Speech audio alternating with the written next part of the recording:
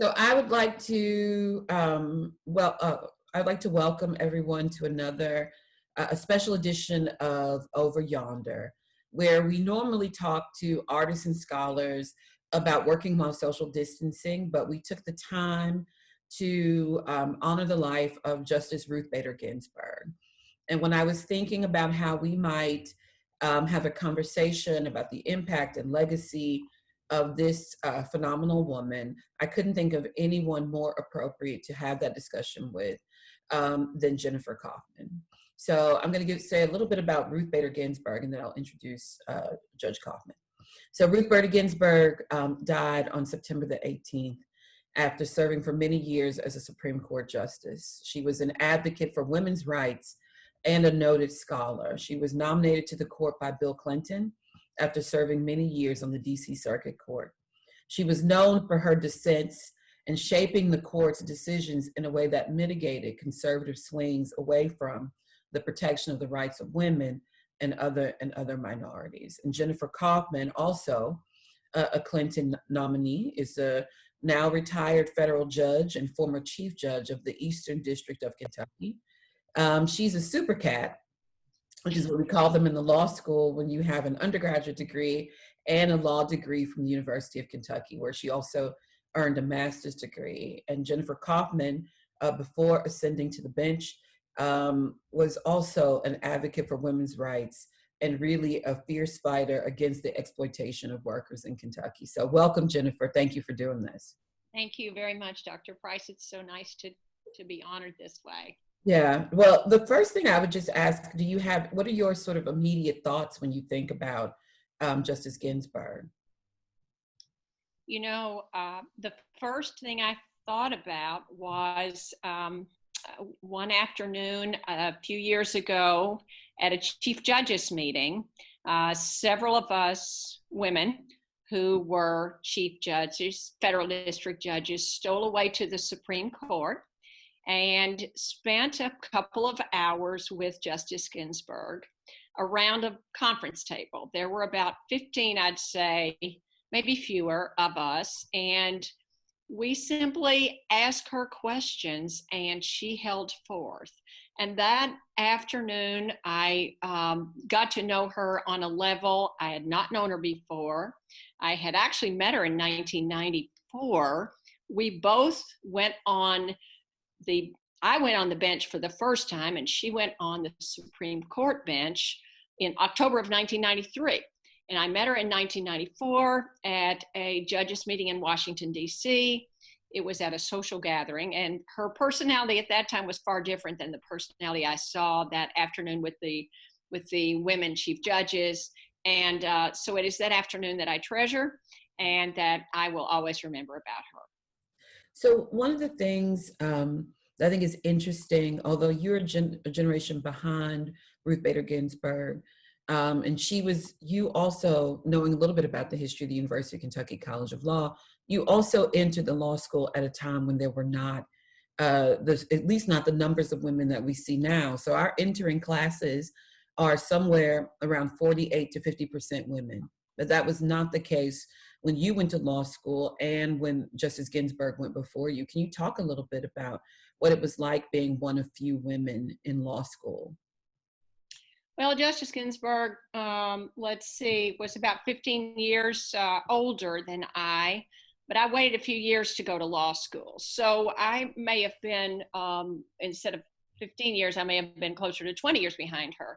And when I entered law school, it was in actually the middle of the year, middle of school year, January 1976.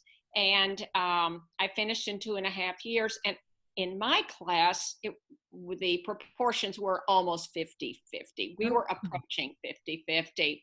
Now, the ones before me had a significantly harder time. But even though we were almost 50-50, I believed, and I think rightly so, that I had to work harder and show a little more grit and intelligence than the men did.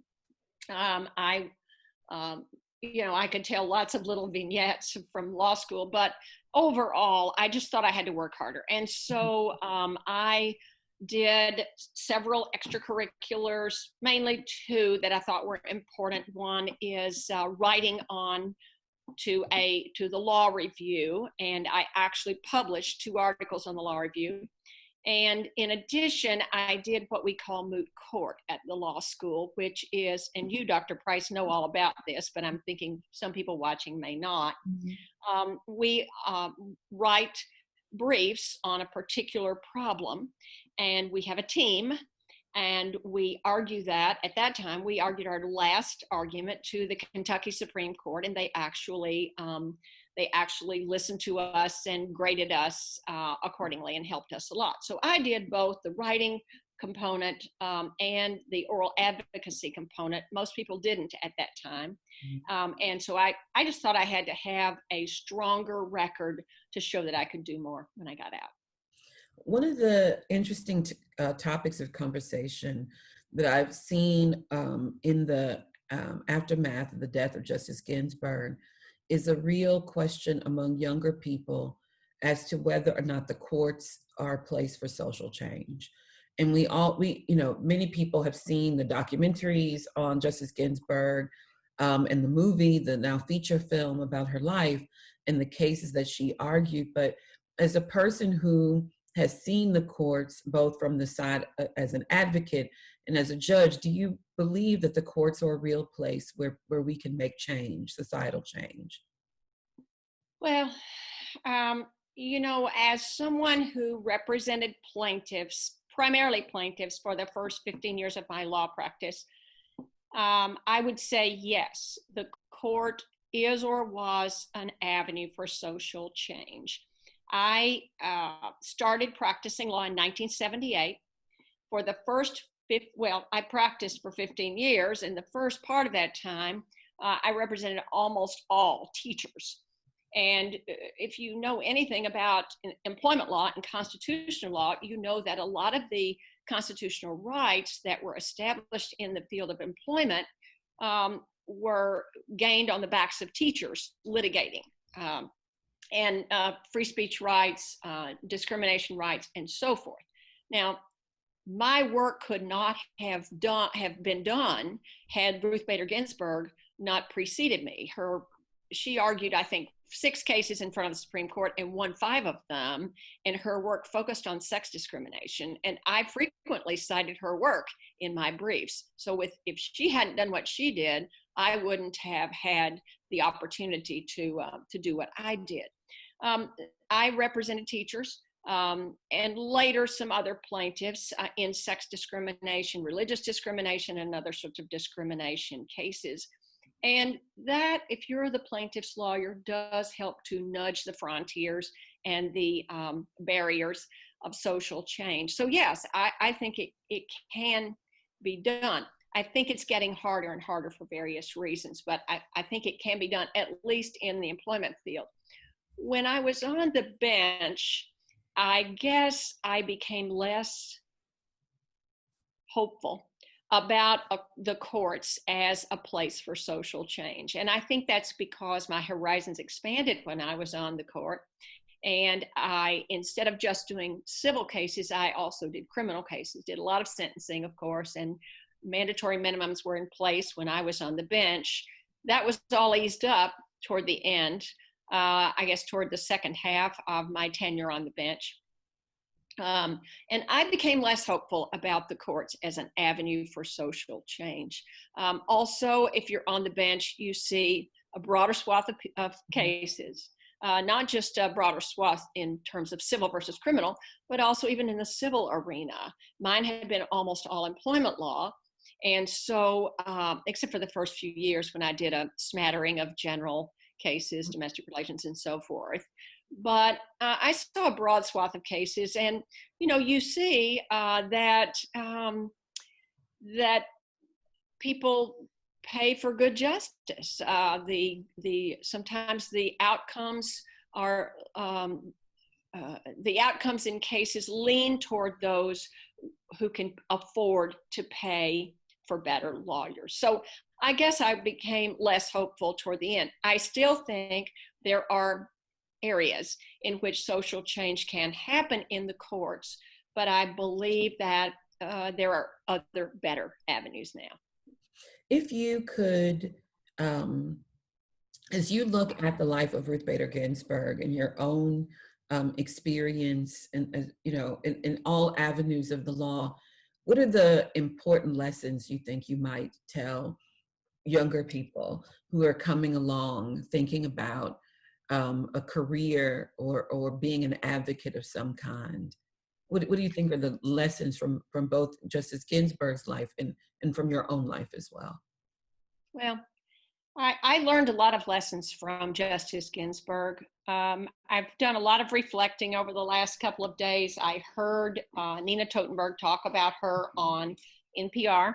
I read Linda Greenhouse's obituary of her in the New York Times, and I did my own reflecting. Mm-hmm. And I guess bottom line answer to your question is that I think there is a certain elegance and humility in the law that we should strive to mirror. I think also it is still important to work hard, be smart, be prepared, be organized.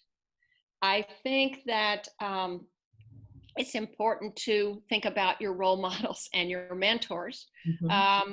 I would say Justice Ginsburg is a role model for me, not a mentor, because I wasn't really close enough to her. You know, I met her, if you don't mind my Please. getting personal about this, I met her, as I said, in 1994, the summer of 1994, at a judges meeting. I had been on the bench for less than a year. She had been on the Supreme Court for less than a year, and we were at a big gathering. And I was one-on-one with her at this cocktail party before a dinner. She was tiny, tiny, tiny, tiny. She had a deceptively fragile appearance that masked a mighty, mighty intellect and a heart of steel. And to talk to her at a social gathering was hard for me. That was the first time I had met her. The person who introduced us walked away. We were talking. I could barely hear her. And if you ask her a question, you had to learn. I'm 5'7.5", and she was, I think, probably barely 5 feet. I had to lean over, and she's talked very softly. And sometimes she waited before she talked. So it was very difficult. Then fast forward several years, I don't even remember, it was probably 2010 or so, or 2011, when we had that afternoon gathering with female chief judges. And she was a totally different person. She was in a small group. It was a quiet room. We were listening only to her. Her voice was still soft, and she still had silences between the question and the answer often, because she was thinking. And she was very comfortable with silence. She was comfortable, you know, they say comfortable in your own skin. She was very comfortable in her own skin. She had answers to give, and she made us wait for them sometimes. Mm-hmm. And I learned, and I was only reminded by thinking about that. Didn't learn it from her, but I think she represented it well, that you need to be comfortable with silence, even in an argument before the court. I can think now of an excellent attorney who happens to be a man, not a woman, but I could easily think of other female examples too. It's just he's the one who comes to mind. And when he came to court and was arguing a case, he always, for important questions, he paused and he thought about his answer. And sometimes it went on for a few seconds. And I always told my law clerks when he appeared, when Mr. X comes to court, I want you in there. I want you to watch what he does, because the judge knows his answers are going to be good because he has considered them carefully. Justice Ginsburg had that same quality of thinking before she talked. Other qualities she had were the humility that shone through so much. Some of us that afternoon would make remarks. She asked us questions, and some of us would answer with I remember giving an answer to her question of me, and I thought it was such an inane answer. And she treated me as though it were the most brilliant thing she had ever heard. And that's an angle I had never considered. And then she went on and she extended it. I was also reminded of her of how important writing is. And you know this as a professor, and as a student, a constant student. She actually had a professor, I guess it was at Cornell, Nabokov. We call him in English Nabokov. I think his preferred pronunciation was Nabokov, and of course she called him Nabokov. But she talked about how she learned writing from him, not in law school, not legal writing. She learned writing from him. And he did have an elegance of style that she learned to emulate early on and tried to continue that. And it reminded me that day that legal writing is not just good legal writing, it's good writing. It's clear, it's concise, it's well considered. She also, in addition to having those qualities, she was a natural born teacher. And, I would say to someone going into the law or really any profession, if you can digest material and understand it, you're halfway there. Mm-hmm. But if you can digest material and teach it to someone else, you're 100% of the way there. She was a natural teacher and, as I said, a good role model. Now, I emphasize that she was a good role model for me. I would not say that she was a mentor. And I believe my first mentor was my mother. My mother taught me the importance of reading. Mm-hmm. And I can almost stop there. There's a poem, yes. How luckier than I you will never be. I had a mother who read to me. So true. My mother. I tell Jane all the time that the best thing I will have ever done for you as your mother is to teach you to read. That's right. My mother taught me a love of reading. She taught me to read my cousin's third grade textbooks before I started first grade. She took us to the library once a week, and we would come home with armloads, sometimes even a little wagon load of books. She read so much toward the end of her life. She was still focused on words and on reading. Even when she was in the hospital dying, I still remember I read a book called Must You Go? And it was about Antonia Fraser and I think Harold Pinter. And I told Mother what it was about, and she said, "Oh, Antonia Fraser, Mary Queen of Scots." I mean, she was still thinking about books. And on one occasion, the doctors thought she had had a stroke, and I was listening to them talk, and I was working a crossword puzzle, and I said, "Excuse me just a minute, Mother, what's a 10-letter word for reconsider?" And she lifted her elegant fingers and counted out 10 fingers and said, "Reconsider." And I said to them, this woman has not had a stroke. So even at the end of her life, she was very focused on words. She taught me a love of words and reading that, I still enjoy to this day. My other mentors, my early mentors, were my teachers. I had some teachers who were also my parents' teachers. I went to a very small country school, and in the beginning for the first 8 grades. And some of them had taught my parents. They took an interest in me in grade school and in high school. I had teachers who took an interest in me and encouraged me to do more than the average. And so those are my mentors. A few here and there. My first law partner was a wonderful mentor, a man named Al Brooks. But I can't claim Ruth Bader Ginsburg as a mentor. So anyway, that's what I would learn from her as a role model, but not necessarily as a mentor. And I would pass all that advice on to younger people. I would also say, don't get too caught up in your own excellence. Doing well requires a lot of education, preparation, organization, and luck. And I,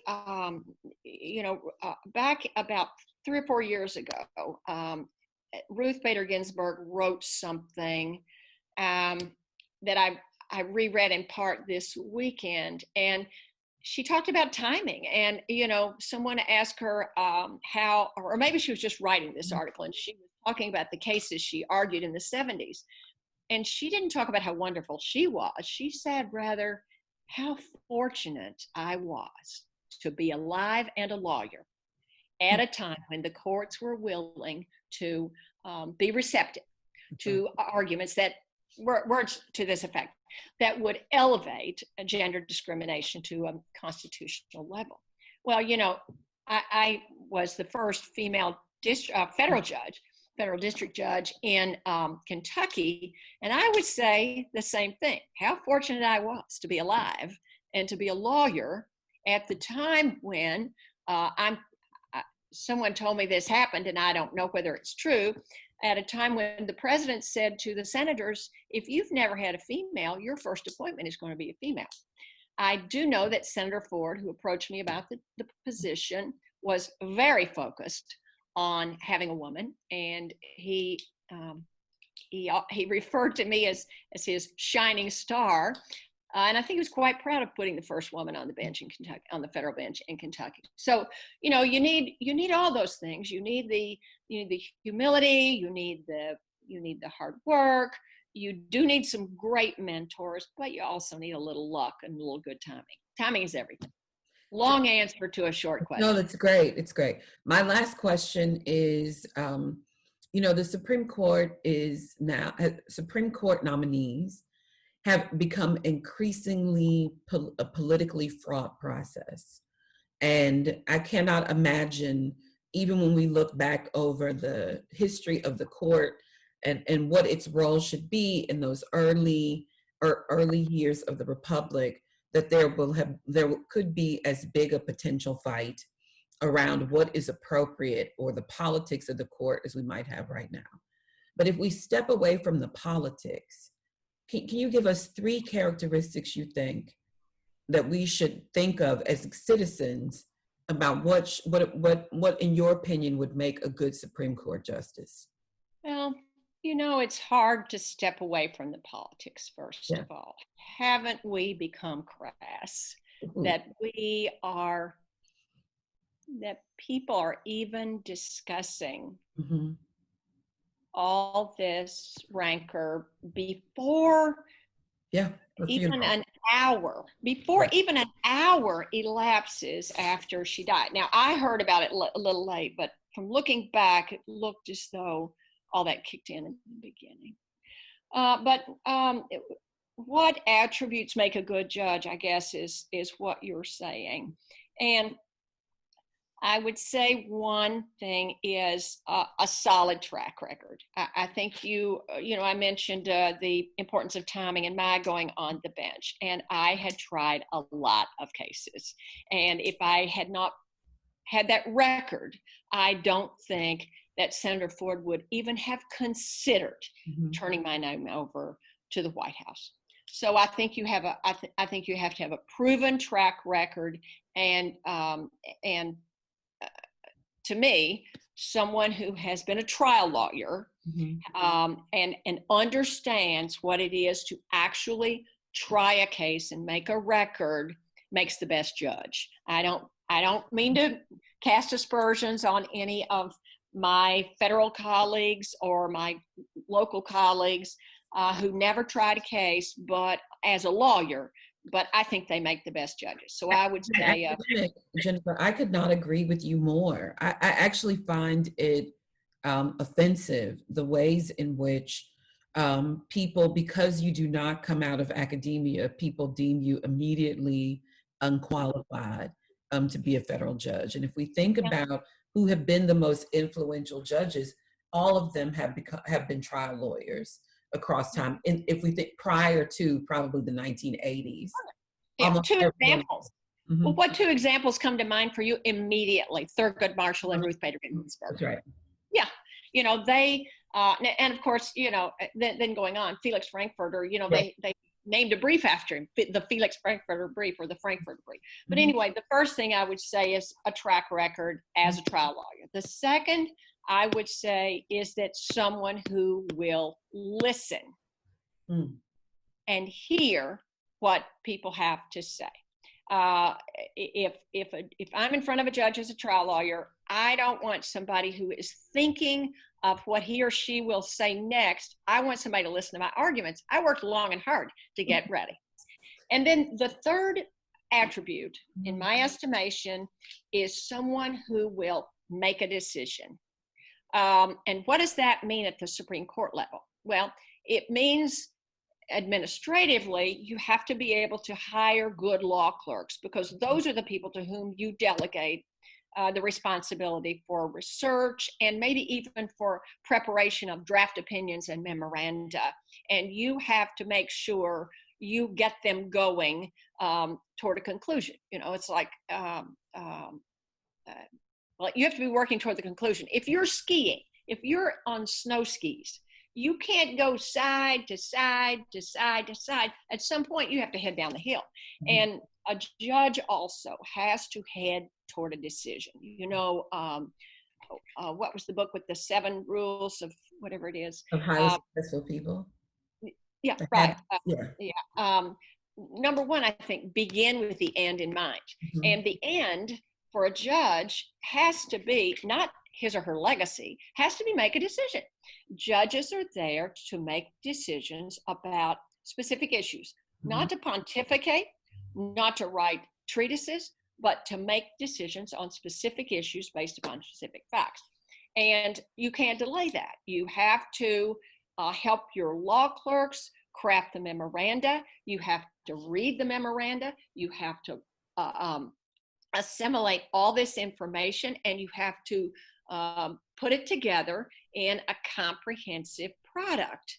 I had one of the 10 Commandments cases that went to the Supreme Court, and we spent a lot of time on the ultimate opinion in that case. And I remember we had, I can't remember now how many it was, 14 or 18 drafts, but we got it done. And I always focused on the end. So those 3 things I think are attributes that are very important. A track record as a trial lawyer, the ability to listen, and the ability to decide and create the finished product. Thanks so much for taking the time today to talk to me, Judge Coffman. Thank you so much, Dr. Price, for asking me. I appreciate it. I really appreciate it. So Justice Ginsburg died on the eve of Rosh Hashanah, which is the new year in the Jewish calendar. And so we all send greetings to her family, our condolences, as they think about starting this year without their beloved. So thank you so much.